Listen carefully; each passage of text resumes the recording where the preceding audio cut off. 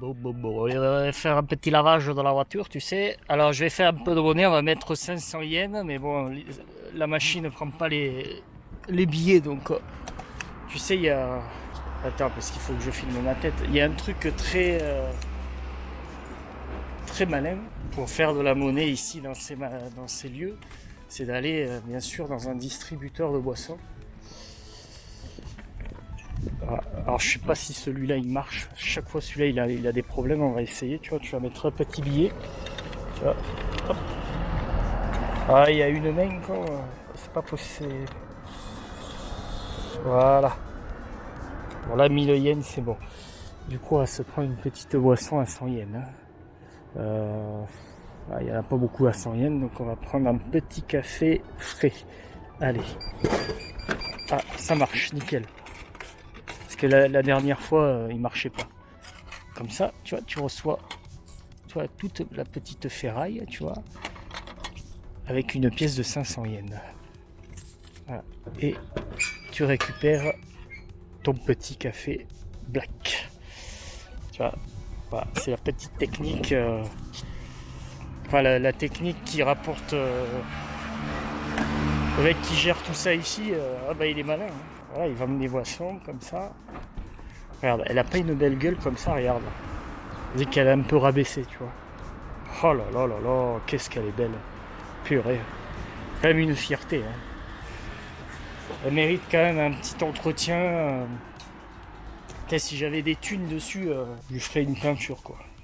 Tu vas me dire, ouais, si j'avais des thunes, t'achètes une tipère, tu vois. Mais je m'y attache bien à cette tipesse, tu vois. C'est vrai que quand tu vas dans des rations, tu vois que des tipères. Tu vois que des tipères et tu vois pas de tipesse. T'as même des IS. Les IS, c'est vraiment le modèle de base. Hein. C'est moins joli, mais tu vois, c'est un K20 aussi. Allez, on va laver tout ça.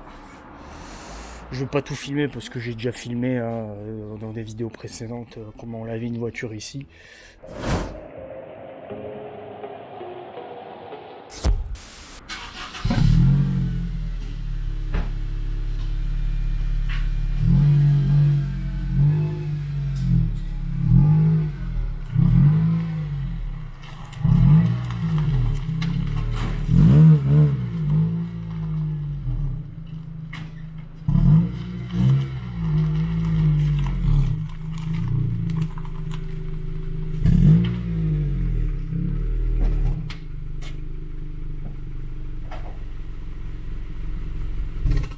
Et il y en a qui me disent oui, les toilettes japonais sont très propres. Regarde l'état des chiottes. Quoi. Bon là ils ont barricadé quoi. Je vais pas vous montrer à l'intérieur. Regarde la porte quoi. C'est chiottes à l'ancienne. Hein. Voilà. Pour les femmes et pour les hommes. Ben, les hommes tu peux même plus y aller quoi. Du coup tu vas chez les femmes. Hein. Maintenant il y a tout le monde qui va. Là c'est. Ouais, il y a un petit entretien à faire dans cette station de lavage. C'est un peu compliqué quoi. Bon, tu vois, alors, je viens d'acheter la boisson, tu vois, t'as le ravitaillement, le camion de ravitaillement, tu vois, là ils sont en train de récupérer la monnaie, tout ça. Récupérer la monnaie et les gains, tout ça, et ils vont envoyer le rapport au propriétaire de combien il s'est fait, je sais pas combien de temps, mais et ils vont ravitailler. Enfin là, je crois qu'ils ramassent aussi les poubelles, tu vois. C'est sympa de s'intéresser à ça. Bref, là on va nettoyer la voiture. Donc là, tu vois, dans ce superbe sac, eh ben on a les trucs d'entretien. Tu vois, j'ai acheté ça là pour enlever l'eau, tu vois. Petite microfibre un peu crade, mais c'est pas grave. Et avec ça, il y en a plus. Mais j'en ai un autre. Voilà. Comme ça, on va la faire briller un petit peu la voiture.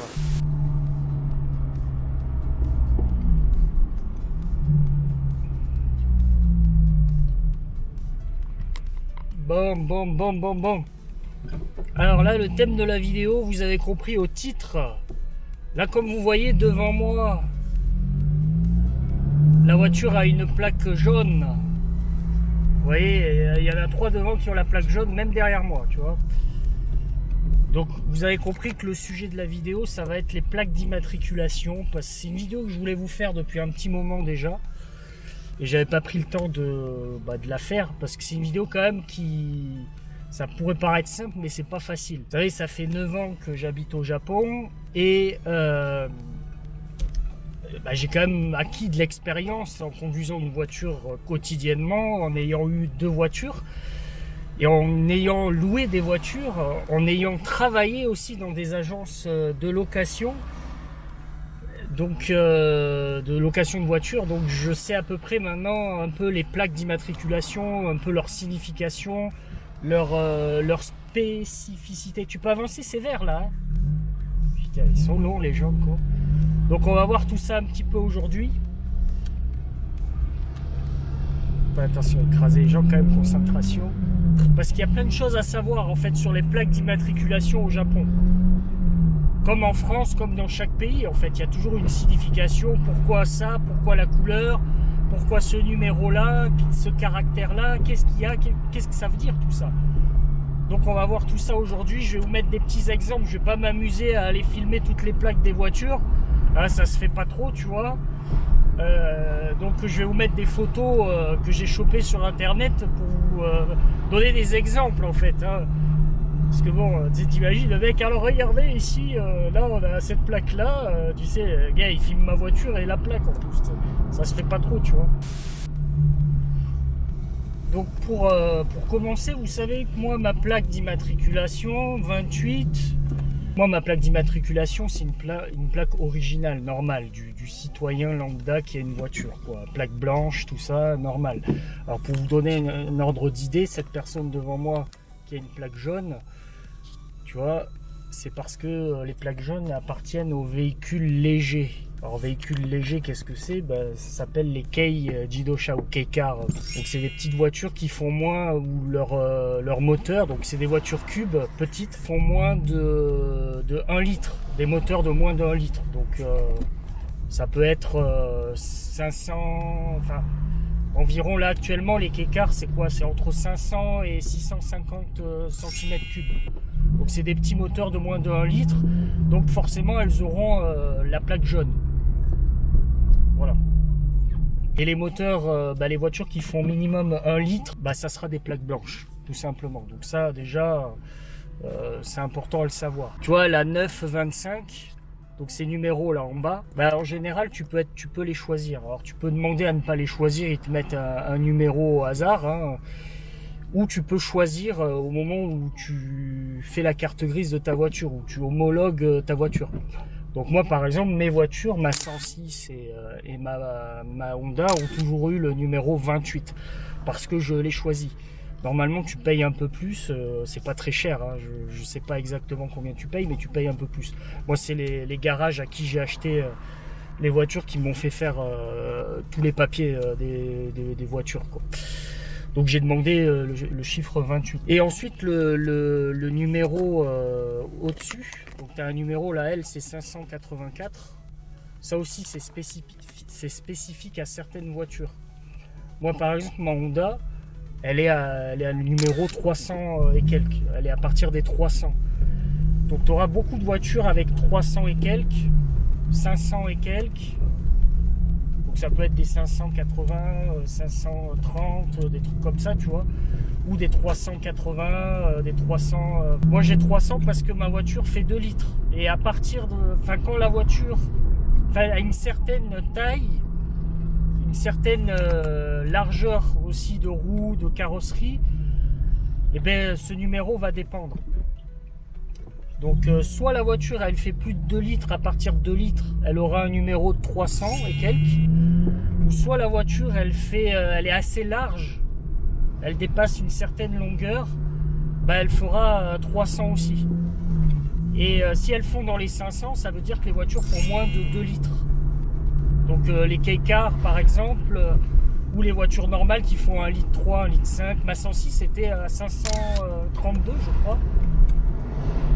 Parce qu'elle faisait moins de 2 litres, elle faisait 1 litre 6, tout simplement. Et si je faisais un kit maxi sur la voiture passait à 300. Parce qu'il faut le signaler sur la carte grise aussi. Voilà, donc je sais pas si je m'exprime un peu bien, je suis en train de conduire en même temps, donc je pense que je vais aller me poser comme ça. Je me suis arrêté au combini, petit Lawson derrière moi. Regardez, alors je sais pas si on va le voir. Là, ce camion-là, tu vois, il a une plaque verte. Pourquoi la plaque verte? Tout simplement parce que c'est un véhicule de transport. Tous les véhicules de transport, que ce soit livraison, tout ça, les taxis, les véhicules de transport, hein, auront des plaques vertes. Donc tous les taxis que tu verras, les camions comme ça, transport, ils auront une plaque verte. Et pour les véhicules légers dont je vous ai parlé tout à l'heure, qui ont la plaque jaune, si c'est des véhicules aussi de transport, par exemple les véhicules légers de la poste, tout ça, ils auront la plaque noire avec les numéros en jaune, tout simplement pour comprendre un peu les véhicules de transport. Hop là, voilà, on se retrouve à la maison à tête reposée parce que dans la voiture, en conduisant, dans la chaleur, tout ça, je suis pas concentré et vu que je vous parle vraiment avec mes connaissances, j'ai quand même envie d'être posé tranquille et de vous parler plus en détail. Voilà, donc bien sûr. Donc là, on a vu les plaques normales, blanches, jaunes, comme vous avez bien compris, les plaques de transport qui sont vertes. Ensuite, on va parler un peu des véhicules aussi. Alors j'ai parlé des véhicules de transport, mais par exemple pour les véhicules aussi, par exemple police, ambulance, pompiers, tout ça, elles ont aussi des plaques spécifiques. Alors en général, ça sera des plaques normales, hein, blanches, comme moi j'ai. Cependant, la petite spécificité, ça va être le numéro au-dessus. Moi, le petit le numéro au-dessus, en haut à droite, c'est 337 sur ma plaque d'immatriculation. Par exemple, pour les véhicules de police, pompiers, ambulance, ça sera en général 800. Voilà, c'est pour faire la différence. Alors, il faudra faire attention pour les véhicules de police banalisés parce qu'elles ont des plaques normales en fait aussi, comme nous en fait. C'est le principe aussi de la voiture banalisée. Donc police, pompiers, ambulance, tout ce genre de véhicules auront en général 800. Ensuite, on va parler des plaques aussi qu'on peut voir par exemple sur les fourgons. Tout ce qui est fourgon, Toyota, par exemple au Japon, on voit beaucoup les Toyota Yaris. Elles aussi, ce genre de véhicules aussi ont des plaques spécifiques. Alors, ils ont des plaques blanches. Le numéro au-dessus sera 400 en général. Donc c'est 400, 430, des trucs comme ça. Pour ces véhicules-là et également les véhicules break. Toyota Yaris, fourgon, tout ça auront 400. Environ. Voilà, je dis break, attention, les breaks de société. Donc si je m'en mêle les pinceaux, veuillez m'excuser parce que je parle vraiment avec mes connaissances. Voilà. Je voulais aussi ajouter pour les plaques vertes par rapport aux taxis en général. Il y a aussi, vous savez, le petit caractère japonais qui sont souvent des hiragana. Il y a aussi ça qui est une spécificité. Souvent les taxis, par exemple, ils ont un petit hiragana qu'on dit A. Donc je vous mets, je vous le mets en photo. Ou I, souvent. Voilà. Alors qu'une voiture lambda comme moi ne pourra jamais avoir A ou I. On continue sur ces petits caractères-là, parce que pour les voitures de location, ça c'est important. Parce qu'il y en a plein, je sais, quand vous venez en France, au Japon, pardon, vous aimez faire un petit peu les malins en louant une voiture de sport chez Omoshiro, Lentaka ou Mister Hero, les mecs populaires qui font louer des JDM. Et t'es là comme ça, mais t'es cramé parce que alors déjà, il y a un petit sticker en général, donc tu sais que c'est une voiture de location. Mais également, tu le sais au niveau de la plaque.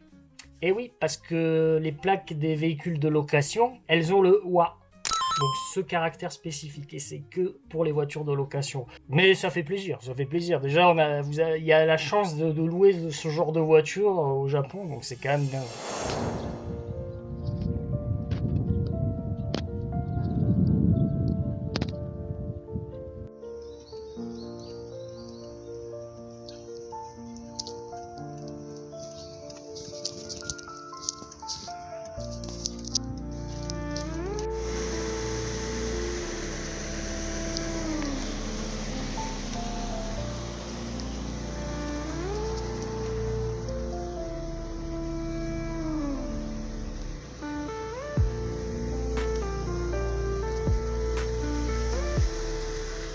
Ensuite, on va passer à d'autres plaques aussi. Alors, on est toujours sur les petits caractères qu'il y a sur les côtés, hein, à gauche. Moi, par exemple, j'ai le MA. Donc MA, alors est-ce qu'il y a une spécificité? Je pense qu'il y a aussi une année par rapport à l'année. Donc ma 106, ma Peugeot 106 et ma Honda ont MA, enfin MA tout le temps. Donc bon, je sais pas si vraiment pour les voitures normales, il y a vraiment une spécificité par rapport à ce caractère, par rapport à une année, une période. Ensuite, ça c'est important, j'ai fait une story il y a quelques temps, l'expliquant un peu rapidement. C'est les plaques d'immatriculation où il y a le Y. Et ça, il y a des Français qui m'ont contacté en me disant pourquoi toi tu n'as pas une plaque avec un Y.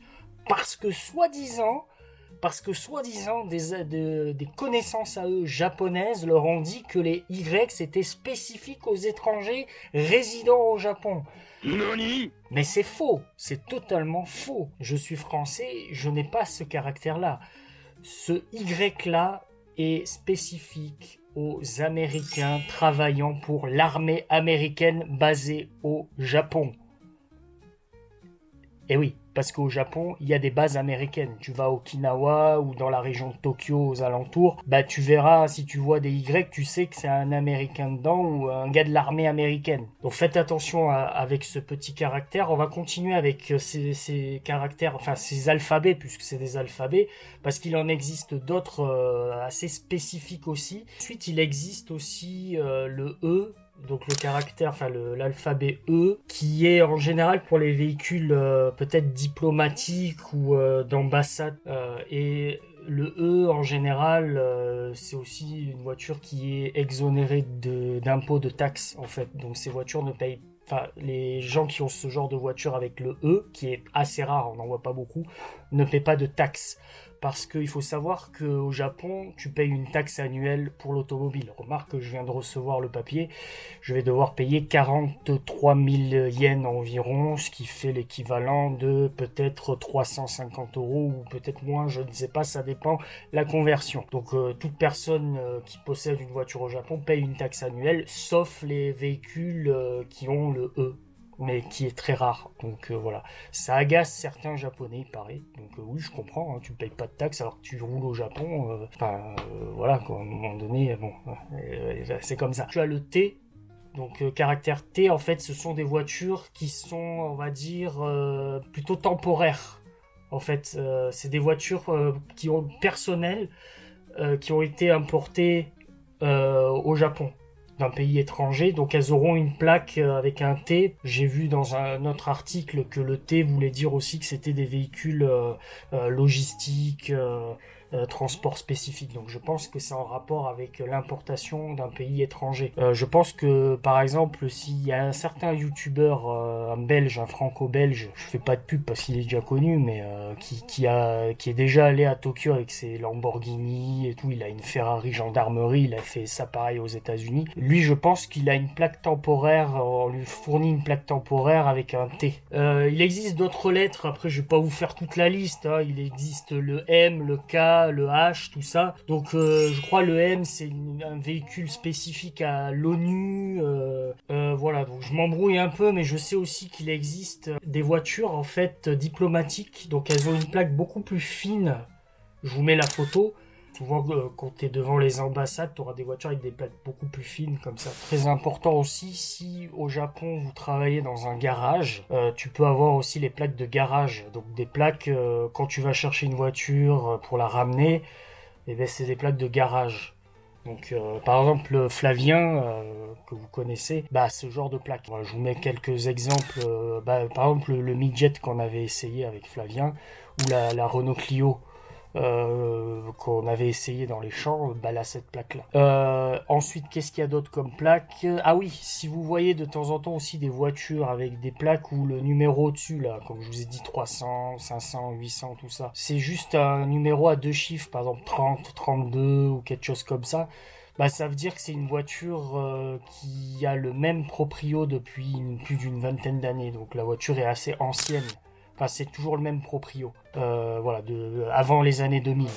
Donc il faut savoir qu'au Japon, la plaque d'immatriculation appartient au propriétaire. Elle n'appartient pas à la voiture, ce qui est différent de la France. Par exemple, moi, quand vous achetez une voiture en France, généralement quand elle n'est pas neuve ou comme ça, que vous l'achetez à un particulier, vous gardez la même plaque. Moi, la Nissan Micra que j'ai achetée récemment en France, bah elle a le numéro, elle est immatriculée 17 parce que je suis allé la récupérer en Charente-Maritime à mon pote. Et sur la carte grise, bah ça reste le même numéro. Alors qu'au Japon, non. Quand tu changes de propriétaire, la plaque d'immatriculation change aussi. Si vous voulez faire des reproductions de plaques sur vos voitures, essayez de réfléchir avant, d'accord, que ça soit cohérent avec la voiture que vous roulez. Voilà, c'est pas à prendre à la légère, de dire oh regarde j'ai une plaque japonaise. Il y a un OA dessus, la plaque elle est orange, enfin des fois je vois des trucs, c'est bien d'être cohérent. Donc je pense que j'ai tout dit, alors peut-être que j'ai oublié des choses parce qu'en fait il y a tellement de détails dans les plaques d'immatriculation, moi ça m'intéresse vachement parce que quand je suis dans n'importe quel pays, en France, au Japon, dans d'autres pays, j'aime bien m'intéresser aussi à qu'est-ce que ça veut dire la plaque. Je vais ajouter aussi, parce que là je viens d'y penser, le caractère chinois à côté du numéro, par exemple moi à côté de 337, il y a un caractère japonais d'origine chinoise, le kanji. Moi c'est la ville de Sakai. Voilà, donc les gens de la ville d'Osaka vont avoir Osaka ou Naniwa. Naniwa c'est l'ancien nom d'Osaka, c'est pour ça, soit Osaka soit Naniwa. Moi je suis à Sakai, donc ça sera Sakai. Et après voilà, ça dépend des villes, donc chaque ville aura son caractère. Mais si vous avez des questions, n'hésitez pas à m'envoyer des messages sur Instagram ou même dans les commentaires, dans la rubrique commentaires, n'hésitez pas, hein, on peut échanger, c'est bien, ça peut aider aussi à être beaucoup plus visible. Et j'allais oublier aussi pour les véhicules militaires japonais, donc l'armée de l'autodéfense, hein, les Jetai on dit au Japon, ont aussi des plaques spécifiques qui sont dans le même format que les plaques consulaires que je vous ai montré précédemment.